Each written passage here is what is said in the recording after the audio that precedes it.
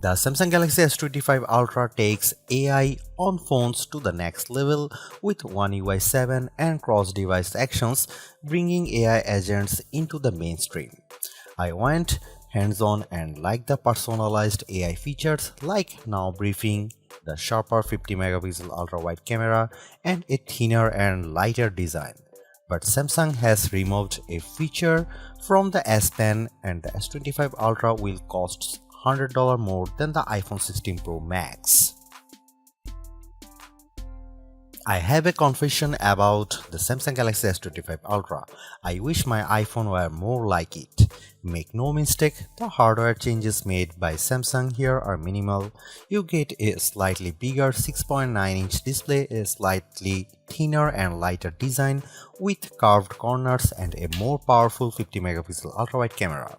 But the big story here is AI, and this time the features are less "look what I can do" party tricks and more practical "here's how I can help you" smarts. This is Samsung's plan to become the best phone.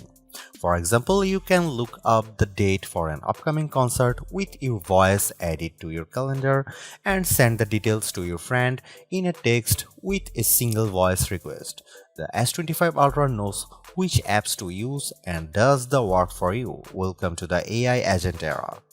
Say you are in the YouTube app, tap the AI select button and the S25 Ultra will analyze what's on your screen to present recommendations like turning that clip of a dog into a GIF on the fly. The S25 Ultra is chock full of helpful AI features like this thanks to a combination of Samsung's One UI 7 software and an even deeper partnership with Google Gemini.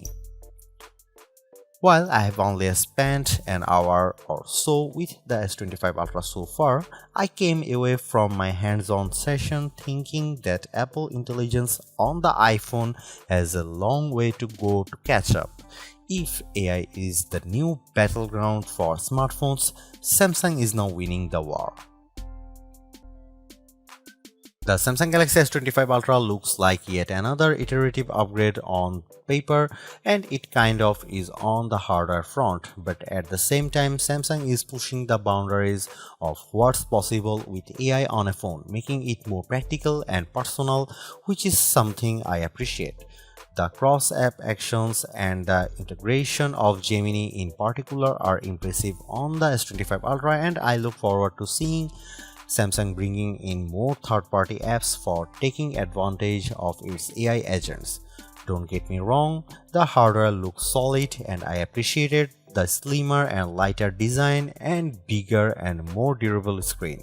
The 50 megapixel ultra-wide camera could also help elevate your macro shots, and I look forward to putting Samsung's nightography upgrades to the test.